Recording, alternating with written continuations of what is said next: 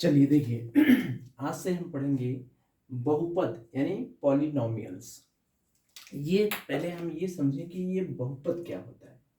बहुपद बीजी व्यंजक के चर राशि के शून्येतर पूर्णांक का को हम लोग क्या कहते हैं, बहुपद कहते हैं।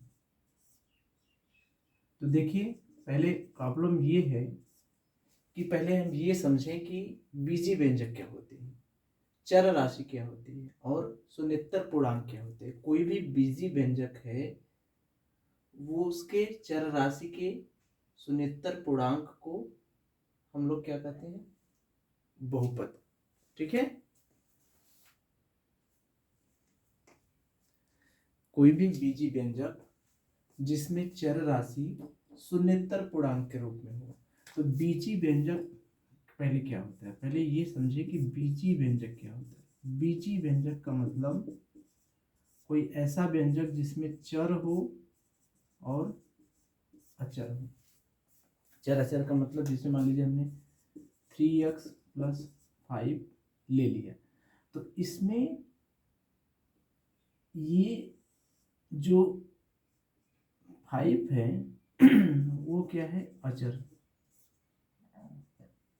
x क्या है, वो है चर। चर का मतलब होता है जिसमें x y z ये सब रहे, या क ख ग घ, क ख ग घ का तो ट्रेड अब खत्म हो गया है। तो चर का मतलब जिसमें x y z रहे, X Y Z A B C D A B C इससे लेके जेड तक कोई भी अक्षर हो सकता है, कोई भी लेटर हो सकता है ए बी सी डी से लेके, और क ख ग घ भी हो सकता है। तो इसमें देखिए ये हो गया चर। अचर का मतलब ज़्यादातर होता है अंक। अंक भी हो सकता है या चर के अलावा, जैसे मान लीजिए हमने लिखा 3x+p, तो ये तो हो गया चर, लेकिन ये चर के अलावा जो भी लिखेंगे हम वो का हो जाएगा अचर। तो बीजी व्यंजक जब भी लिखते हैं तो वो चर और अचर के रूप में लिखते हैं। बीजी व्यंजक जब भी लिखा जाएगा वो चर और अचर के रूप में, उसमें कुछ चर होगा कुछ अचर होगा। ठीक है, चर चर क्या होगा, ए बी सी डी कोई भी हो सकता है लेटर, क ख ग घ हो सकता है, तो क ख ग घ तो अब नहीं रहता, यही ए बी सी डी रहता है। ठीक है, अचर क्या होता है, अचर में कोई अंक होगा या चर के अलावा। जैसे इसमें अचर क्या है, अंक है, और इसमें क्या है, चर के अलावा है। चर के अलावा जो भी अक्षर होगा लेटर, जैसे यहाँ x है तो x के अलावा जो भी लिखा रहेगा वो सब अचर हो जाएगा। तो बीजी व्यंजक यही होता है कि बीजी व्यंजक क्या होता है, जिसमें चर और अचर होते हैं। चर क्या होता है, एक्स वाई जेड कुछ भी हो सकता है। अचर क्या होगा, चर के अलावा जो भी रहेगा, ज़्यादातर ये अंक रहता है, या चर के अलावा जैसे मान लीजिए पी हो गया तो वो पी क्या हो जाएगा, अचर हो जाएगा। ठीक है, तो ये तो हम समझ गए कि बीजी व्यंजक क्या होता है। बीजी व्यंजक में एक चर होता है और एक अचर होता है। ठीक, अब उसके बाद आती है चर राशि। चर राशि समझिए कि चर राशि का मतलब कि उसमें एक्स वाई, चर राशि का मतलब एक्स वाई जेड इस तरह से कुछ लिखा रहेगा। ठीक, अब देखिए ऋणात्मक पूर्णांक क्या होता है, ऋणात्मक। अब अगली बात आती है ऋणात्मक पूर्णांक क्या होता है, यानी कोई धनात्मक संख्या हो या शून्य हो। मतलब समझ रहे हैं, जैसे ये हमने लिख दिया 3x² - 6x + 10। तो इसमें क्या है, इसमें देखिए धनात्मक संख्या है, ये 3 क्या है, धनात्मक संख्या है, ये 6 धनात्मक संख्या है, 10 धनात्मक संख्या है, या कोई शून्य भी हो सकता है, जैसे x प्लस 10। 10 में क्या है,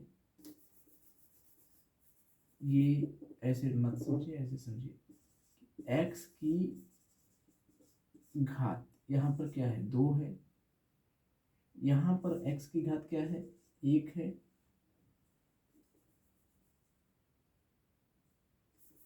ऐसे देखिए,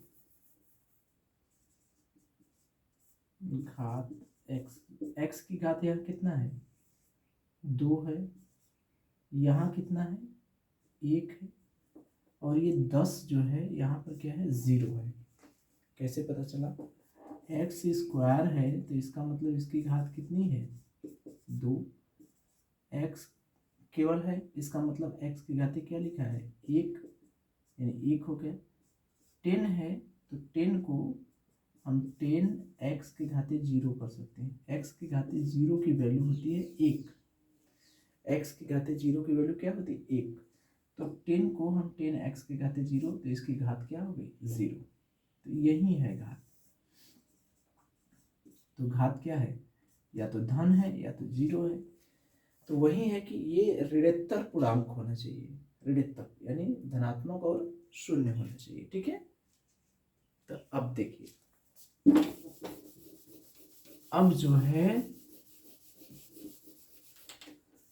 अब हम ये समझ गए कि बीजी व्यंजक क्या होता है। बीजी व्यंजक माने जिसमें चर अचर हो।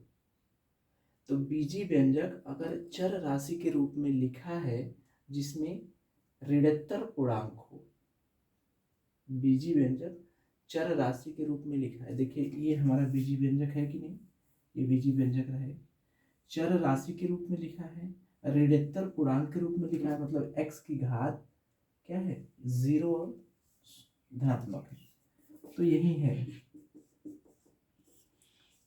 बहुपद के लिए बीजी व्यंजक होना चाहिए,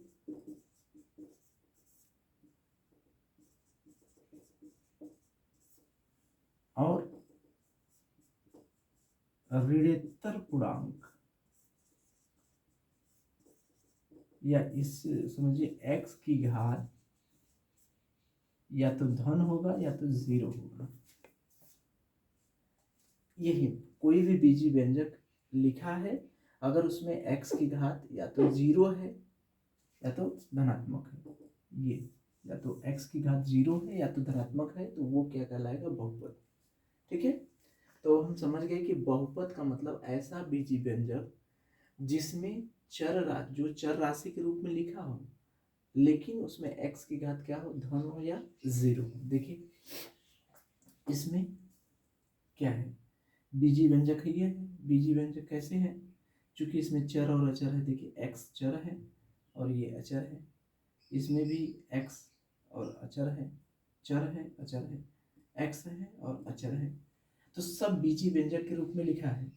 और इसमें x की घात देखिए यहाँ पर 3 है यानी धन है, यहाँ पर 1 है, यहाँ पर 0 है, तो धन और 0 है, यहाँ पर 2 है, यहाँ पर 1 है, यहाँ पर 0 है, यहाँ पर 3 है x की घात, यहाँ पर x की घात 2 है, यहाँ पर x की घात 1 है, 0 है, यानी सभी जो है ये बहुपद है।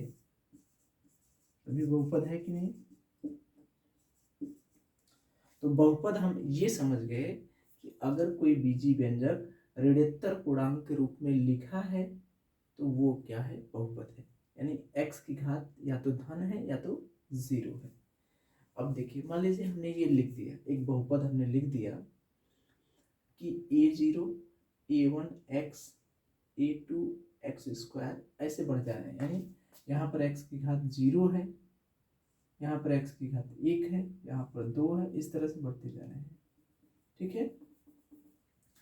तो इसमें जो x का जिसमें गुणा है, x का इसमें x की घात 0 में गुणा है, यहाँ पर x में a1 का गुणा है, यहाँ x स्क्वायर में a2 का गुणा है।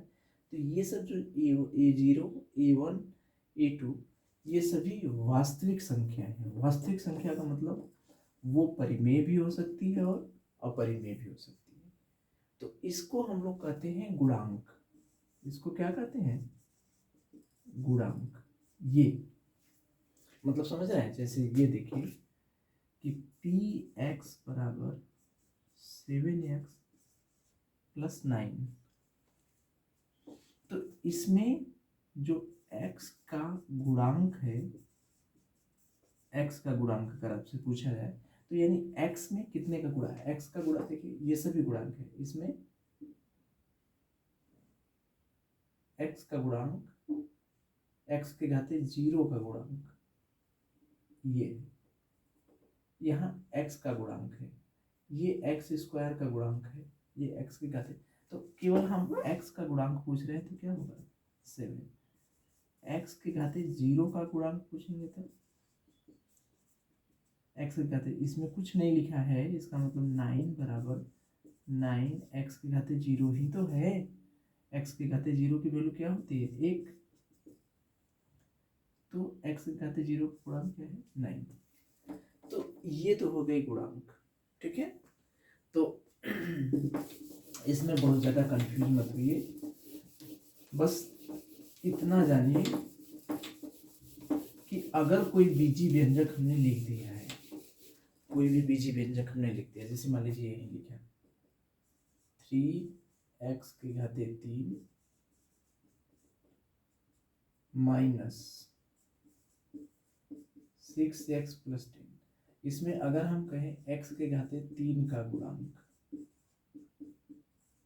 क्या होगा, x के घाते 3 की बात कर रहा है, यानी x के घाते 3 में कितने का गुणा है 3 का, x का गुणांक कहेंगे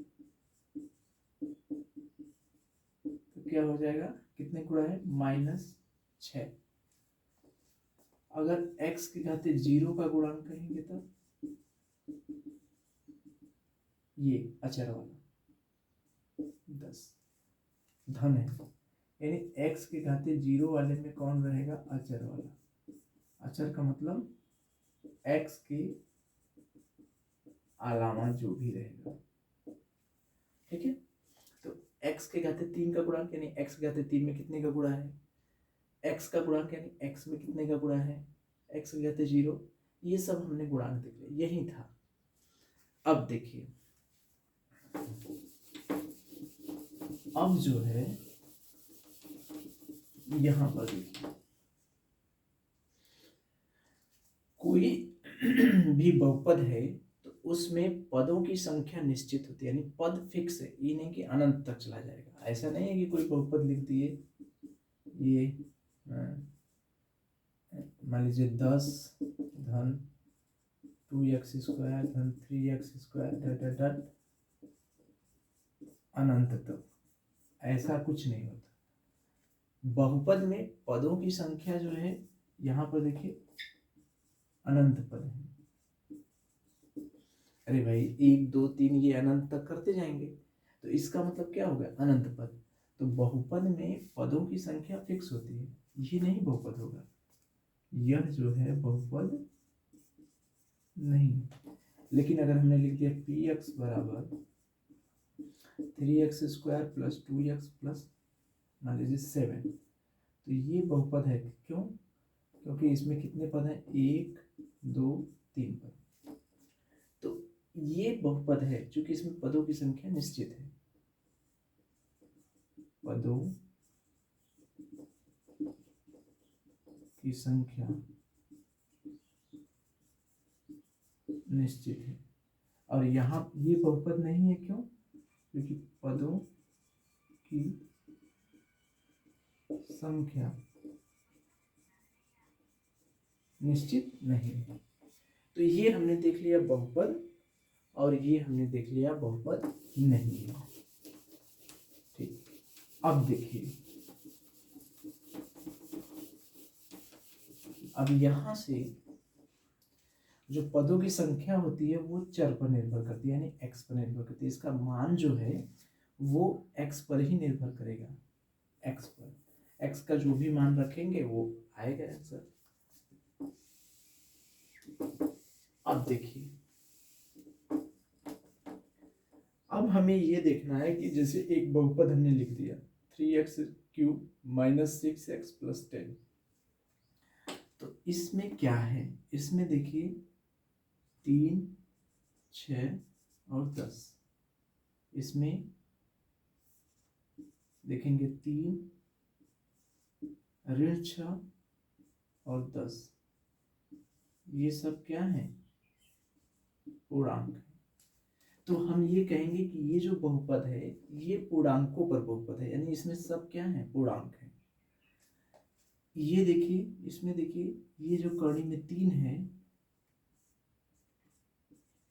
कड़ी में 3 है, वो क्या है, अपरिमेय संख्या। इसमें देखिए जैसे 9x² प्लस √7x ऋण 3, ये तो समझ गए, इसमें तो कोई दिक्कत नहीं है कि ये 3 भी पूर्णांक है, 6 भी पूर्णांक है और 10 भी पूर्णांक है। पूर्णांक का मतलब कि धन पूर्णांक और ऋण पूर्णांक और 0, यही ना होता है पूर्णांक। धन पूर्णांक का मतलब धन 1, धन 2, धन 3, ये सब हो गए, ऋण 1, ऋण 2, ऋण 3, ये हो गए, तो यही ना होता है पूर्णांक। तो ये जो है ये पूर्णांकों पर बहुपद है, क्योंकि पूर्णांक का मतलब कि धन, ऋण और 0, ये तीनों मिला देंगे तो पूर्णांक बन जाते हैं, तो ये पूर्णांक है। अब इसमें क्या है, इसमें देखिए एक कड़ी में 7 है, तो इसमें क्या है कि कड़ी में 7, कड़ी में 3, ये दोनों क्या है, अपरिमेय संख्या है। ठीक, और 7 क्या है, इसको पूर्णांक कहिए या परिमेय संख्या कहिए, परिमेय संख्या। तो वास्तविक संख्या क्या होती है, यही तो होती है वास्तविक संख्या।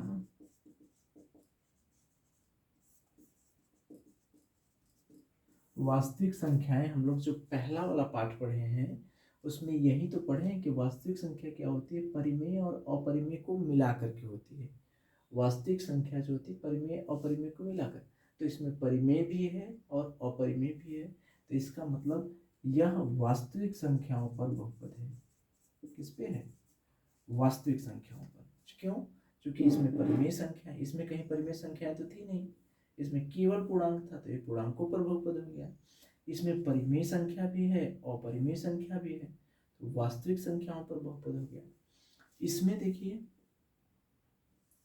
इसमें ये 3/4, ये और 2 को भी हम परिमेय कर सकते हैं, तो इसमें 3/4 ऋण 5/4, 2 को भी परिमेय लिख सकते हैं। क्यों, क्योंकि 2/1 लिख देंगे। ऋण 5 को भी लिख सकते हैं, ऋण 5/1।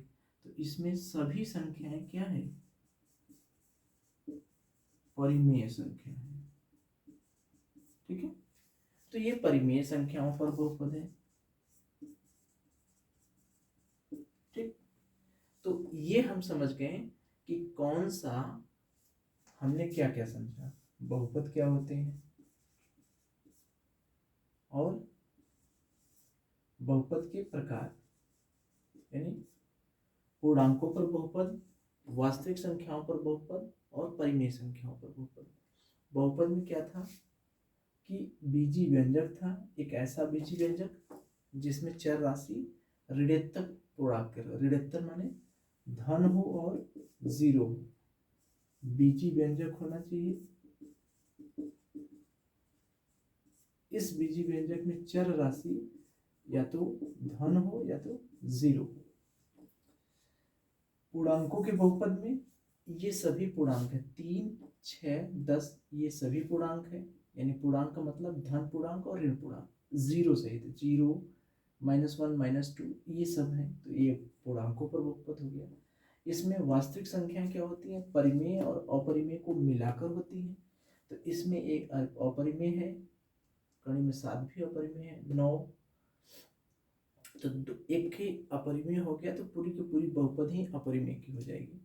इसमें देखिए ये परिमेय है, तो ये परिमेय संख्या पर बहुपद है, तो पूर्णांकों पर बहुपद, वास्तविक संख्याओं पर बहुपद और परिमेय संख्याओं पर बहुपद। ठीक है, चलिए